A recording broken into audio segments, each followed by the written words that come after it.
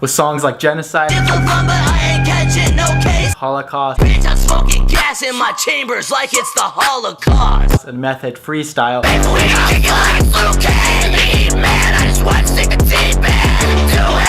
This is not the type of rapper you would expect to blow up on TikTok. But despite these types of songs, a few lyrics in random songs just so happened to go really big on TikTok. Look at me, I put a face on. Wow! Look at me, I put a show on when I go.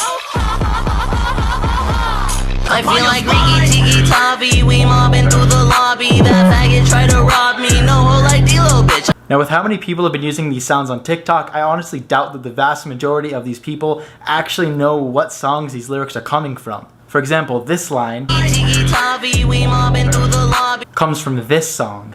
Bitch, I'm smoking gas in my chambers like it's the Now you can tell by his lyrics and the name of his songs that he really appeals to the, I'm gonna call them the anarchist youth. And by that I mean kids that don't really fit in with society, don't really like the government that much, and want some sort of change, and also love that whole trap metal aggressive rap type of feel. Now while I may not fit all those categories, I have found a liking to Lil Darkie's music these past couple of weeks. Some of my favorite songs including rap music,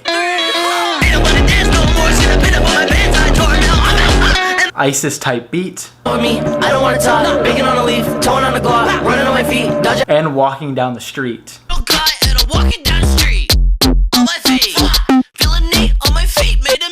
Now the appeal that I see in him, that I'm sure a lot of his other fans see in him, is his ability to just not really care. He makes music that he wants to make, that he enjoys making. He has a voice that he wants to put out. And a lot of these songs seem like just freestyle, fun songs to make. Now despite having some lyrics go viral on TikTok, his fan base overall is not that big. But since his songs have been going off on TikTok, his following has been growing, and I would not be surprised if he has other lyrics from other songs and new songs he's going to release go viral on TikTok again, increasing his follower base. Now, after taking a few weeks to really get a feel for his music, I started wondering, who is Lil Darkie? And that is when I came across this video. I know that I say a lot of things and I preach about being positive and I preach about spreading love and treating people like, you know, their race doesn't matter, the color of their skin doesn't matter, where they're from doesn't matter, their religion doesn't matter.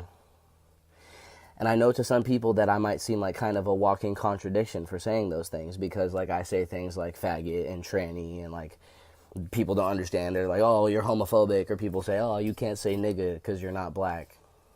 And you have to understand that from my perspective, as a mixed race, bisexual person, I could give a shit about any of that shit, because it's like, I know what I am, you know.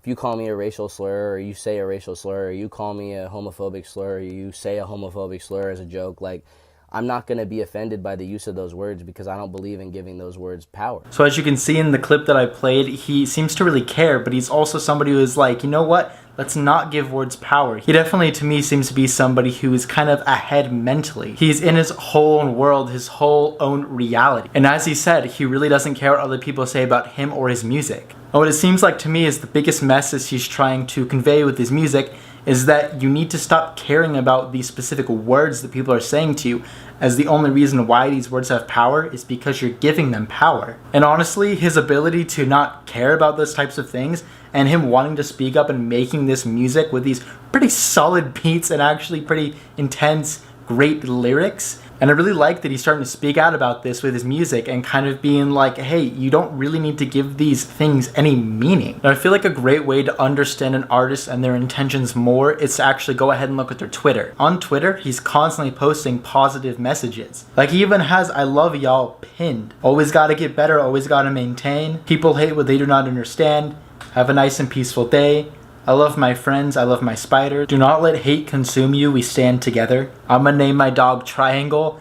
See, just based on these few tweets, he seems like he's a genuinely nice guy. But if you go and take a look at what people say about him, it's not that great. Everyone who defends Lil Darkie saying slurs in his song looks like. There's a popular sound on TikTok right now called Ha Ha, and the artist calls themselves Lil Darkie. This is the persona versus the person. It's literally a racist caricature. But you also have a few other people defending him. Okay, hey, Lil Darkie is he said, a slur for Indians, he is Indian.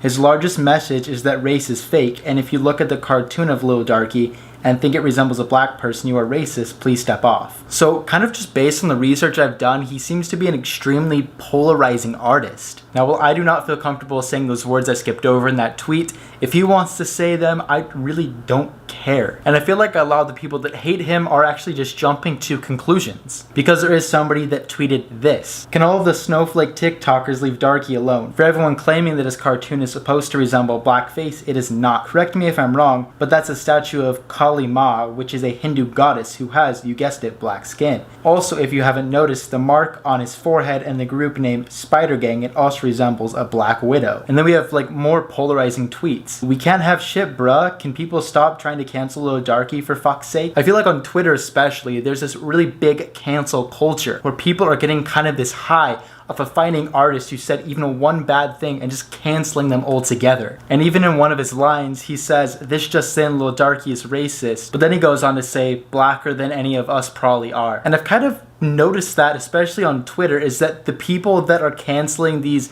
other rappers and artists for being racist are usually people that are white. Now, one thing Lil Darkie even brings up in his song Genocide is he's kind of like, hey guys, we need to stop censoring people's opinions. And I feel like what people don't quite understand is that in a lot of his songs, especially in the song Genocide, he's kind of mocking the other opinion, being like, hey guys, this whole thing is kind of stupid.